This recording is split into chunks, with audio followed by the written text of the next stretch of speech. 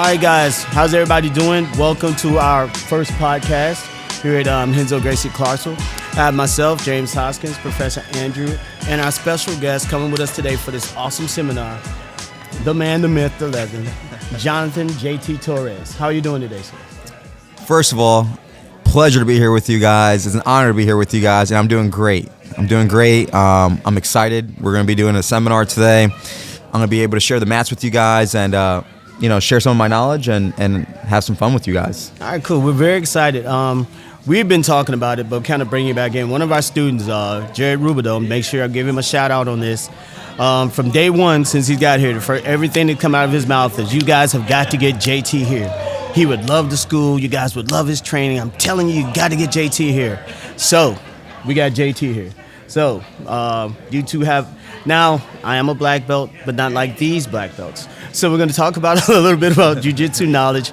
He's going to give us a little insight about what we got going on today, and we'll kind of play out some stuff. So give us a little rundown of what you may be sharing with us.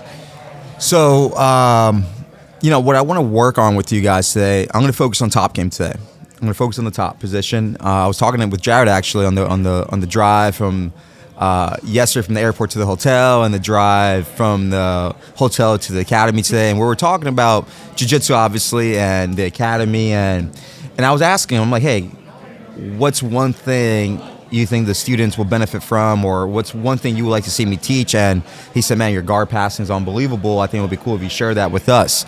So I said, you know what, let's do that. So today we're going to do gi and no gi, which, listen, I've always trained both since I started training jiu-jitsu, and my style, I think, goes well in both gi and no gi. It's one of the reasons why I've been successful as a competitor in both gi and no gi. So I'm going to be sharing with you guys today my top game, how to specifically close the distance between you and your partner, how to put yourself in a position to start passing, and then obviously passing, and then after the pass, which is, I think this is something that people overlook sometimes, how to hold position, right? How many times have you seen someone pass someone's guard and someone on bottom bumps, hip escapes down, and gets their guard back ASAP, right? So I'm going to discuss how to hold somebody down properly, how to pin them down, and then we'll take it from there. And then also another thing I love to do is also turn the floor over to the students and have a little bit of Q&A at the end. So if there's any questions that you guys may have after what I've taught, I'm an open book. I'll be more than happy to share any information with you guys. All right, cool. That's exciting. I'm very excited about that.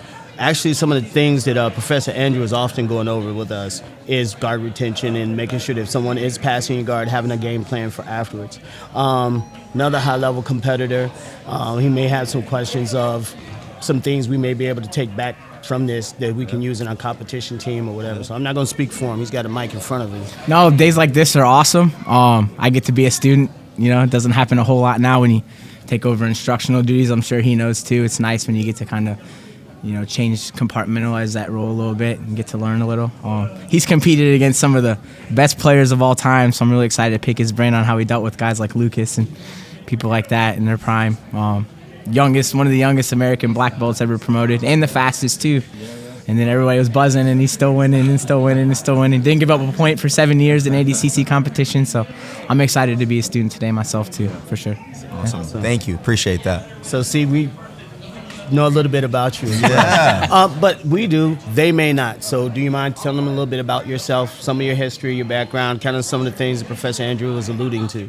Yeah, absolutely. So I've been training martial arts since I was a kid. Since I was about 10, 11 years old, I got involved with martial arts.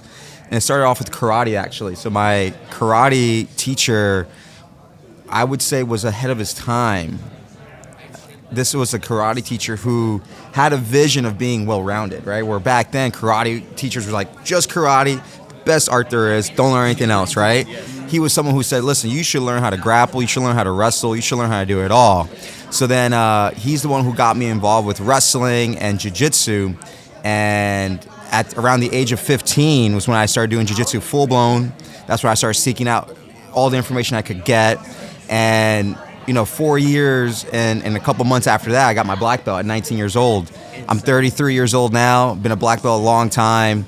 I've been competing at the highest level for a long time, and to still be relevant and still competing at the highest level 14, 15 years later is pretty wild. But in a nutshell, that's kind of the story right there. In between all that, I traveled all around the world, teaching, competing. And about 6-7 years ago, I actually opened up my own academy, Essential Jiu-Jitsu out in New York. And it's going well. It's going well. I kind of switched roles from being a full-time competitor and traveling the world to being a coach, but also still a competitor. So it's a good balance. It's a tough balance, but it's a challenge that I enjoy doing. Professor Andrew kind of alluded to it.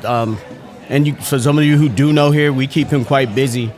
How is your life work balance between being a competitor as well as being an instructor? My balance.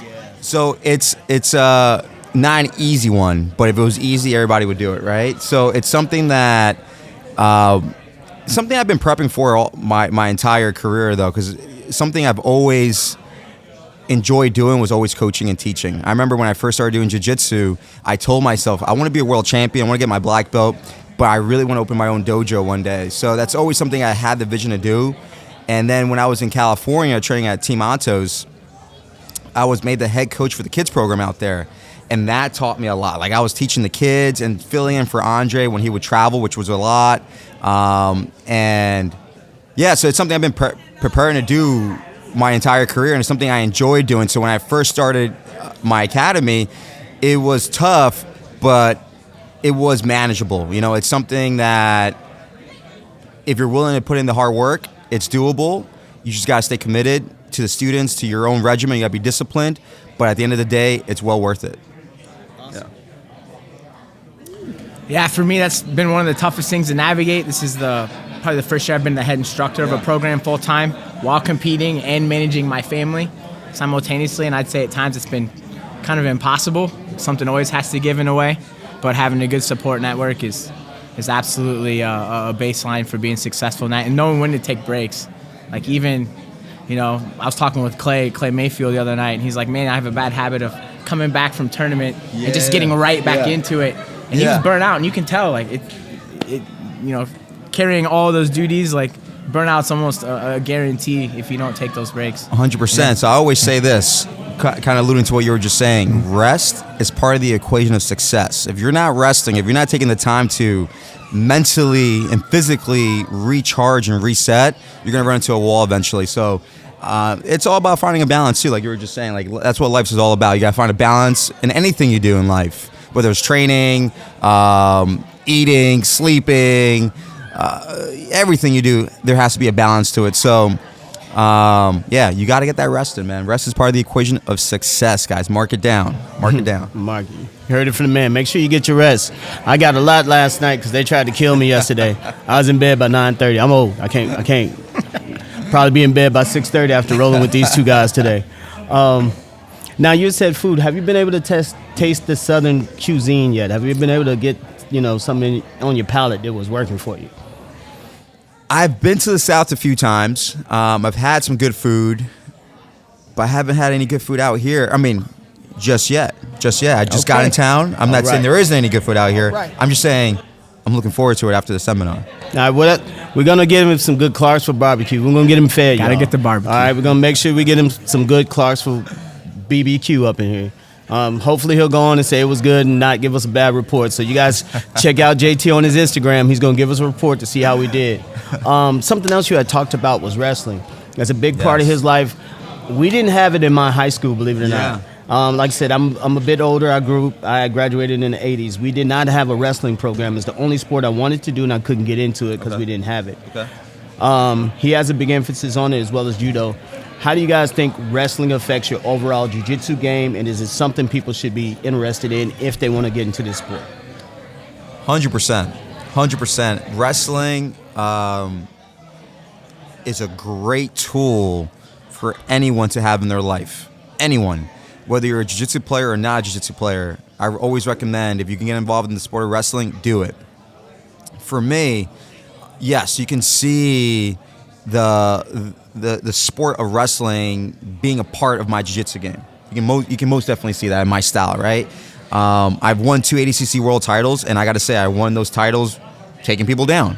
I won't deny it, And then obviously the jiu-jitsu once we hit the ground, but it's a big part of my game. But more so than being more so than being part of my physical game, I always say it's a big part of my mental game too.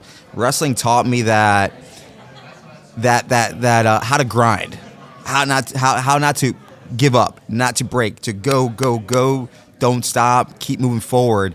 And I never officially wrestled in school, but I'm from New York. I split time between New York and New Jersey. Pennsylvania's right by us too, and we have in Connecticut too. We have a lot of wrestlers that come out from that tri-state area. Really good wrestling out there. So when I was a kid, my karate teacher got me involved with wrestling. So he had me sign up at a mat club. So for years, I've been training wrestling twice a week, right? It always took a back seat to my jiu-jitsu, obviously, but it's something that I've always trained. And I remember throughout the school years, I was a kid too, I would train with the high school wrestlers. Then during summer times, the college wrestlers would come home and I get to work out with them. I got to wrestle with some kids that went on to wrestle D1, become All-Americans and stuff like that, which is pretty cool. But it played a huge role in my jiu-jitsu career, So, like I said, physically, yeah, 100%, a big role, but mentally too. It taught me how to train hard and keep the mind strong while doing so. How long did you wrestle for? I began wrestling in 7th grade, wrestled all through high school, did a little club stuff, college age years while I was doing MMA and that. Nice. That's wild to me to hear you didn't wrestle in school because you have a gift for wrestling. Yeah. To me, I think it's important because it's the first real sport that kids in school get that has a self-defense value, right? Football's great. Baseball's great, all those manipulative sports where we're throwing balls or kicking things, great. But wrestling's that first sport where it's one-on-one and it actually has a self-defense aspect to it.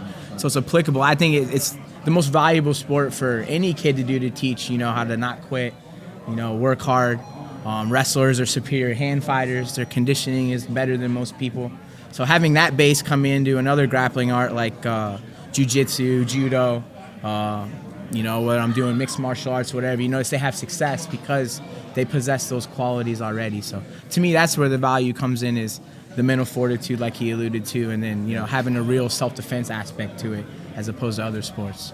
Yeah, 100%. And I was also had the privilege to train judo as well for a couple years, and I'm actually a brown belt in judo. Still got to get my black belt, got to compete though. But judo, very similar to wrestling, is tough. It's tough, man. I remember when I was living in California in San Diego, I met this guy named Farid Kader. Hopefully I said his name correct. He was a French judo Olympian. He went to the Olympics, I think in 2000. He was an older guy. And this guy was high level, man. He was high level, and I met him through jiu-jitsu at Altos in San Diego. He was retired, obviously, from judo then, and he was kind of living his next chapter of his life. But he still, when you're involved at a high-level sport like that, you still want to be involved with it somehow. So he picked up jiu-jitsu, and he met me. And when he met me, he said, "Listen, I like your style of jiu-jitsu." He goes, "You're not like these other guard pullers." He goes, "Let's work." So he taught me judo, and I will meet up with him once, twice a week, and just drilling with him, training with him. Man, it's tough, man. Just like wrestling, it's tough. And jiu-jitsu, obviously it's tough too, but there's positions where you can put someone in a position where you can kind of slow them down a little bit, right? You can kind of stalemate a little bit and stuff like that. Not too much of that in judo or in wrestling. So I had the privilege to train wrestling and judo with some great coaches and training partners throughout the years. And if you're someone out there who trains jiu-jitsu, if I can give you a piece of advice, it would be to definitely try to supplement judo, wrestling into your game. I see here at your guys' academy, you guys have both available, right? I saw the judo mat over there, the wrestling mat over there, which is awesome. I think when you find an academy like this here that offers all three styles of grappling, take advantage of it, jump into it, learn from it, and adapt. Yeah, thank you. And we're doing a great segue. One of the things that, like I said, as we continue to grow and progress, we started as a smaller club entity and just started to grow, was we knew, especially Professor Andrew, is like, definitely want to add wrestling. Yeah. We had always worked with Sensei Lavelle, Brenna, and her father Dave with some judo. but got to the position where we could add all 3 grappling arts, as well as we have boxing and striking here. So for us, if we want to talk about combat sports, you need to be somewhere where they emphasize all the combat sports. And that's what we do here. Sports and wellness, we have strength and conditioning in here. We're going to wrap this up real quick. Last thing for both of you, mental aspect as far as what these things have done for you, or what has the sport given to you. Everybody likes to talk about what it's taken, and we know it takes time, it takes money, it's not a cheap sport, and you have to have a certain mindset. But what has it given to each of you? So, do you want me to go first? Go ahead, brother. All right. So, for me, the sport of jiu-jitsu, wrestling, judo, those combat sports, those combat grappling sports have given me a tool to help me throughout life as far as problem solving goes, right? Life is tough, right? And I say this, coming from a real world perspective, where there's always going to be issues in life, right? Everyday life, you're going to have your ups and your downs, but training these arts have taught me how to deal with these issues, these day-to-day issues, from a mental perspective, right? Where, listen, you do a 2-hour wrestling practice, you do a 2-hour jiu-jitsu training camp or training session, a part of an 8-week training camp for ADCC, or you do a judo training session.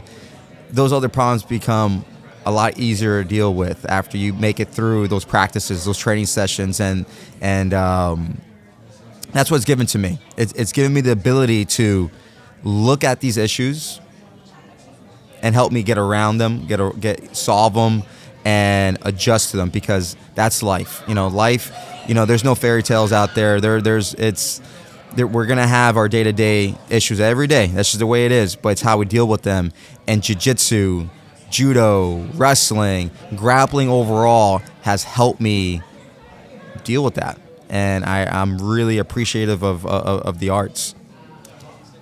So to me, I earned my black belt from Professor Neto of the Amasaki Academy, and he always said something that resonates with me still to this day, is that jiu-jitsu's for the mind. And like, when we come in here, we think everything we do is very physical. A lot of the newer students, white and blue belt, their goal is to win or be successful. To me, like, I feel no matter what was going on in my day, when I walked into the gym, I never felt worse walking out of it. So there's that, I'm gonna use the word addiction for a basis, is that some people have healthy addictions, others have addictions that aren't healthy, right?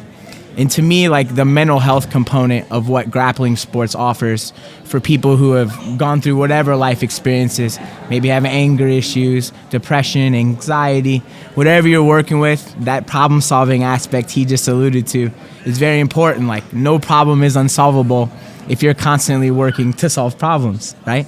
So, like, on the worst day, we come in here, and what's our answer to it is, hey, let's go in there, put ourselves in a bad spot, and try and figure it out, right? So you're always ready to answer that bell 100% of the time. Awesome. Well, ladies and gents, as much as I could sit here and talk to these guys all day, but we actually brought JT to do a thing, and there's quite a few people behind us that's waiting for us to do this thing. So we're going to wrap it up. I want to say thank you so much for coming. I appreciate you guys for coming. Guys, we're going to have an awesome seminar. Tune back in. We'll have some highlights. You can follow us on the websites, all the different socials, and get updates as to what we have going on. I'm about to go get broke off by these two, so. It's time. Let's do it. Appreciate you guys. They don't like old people around.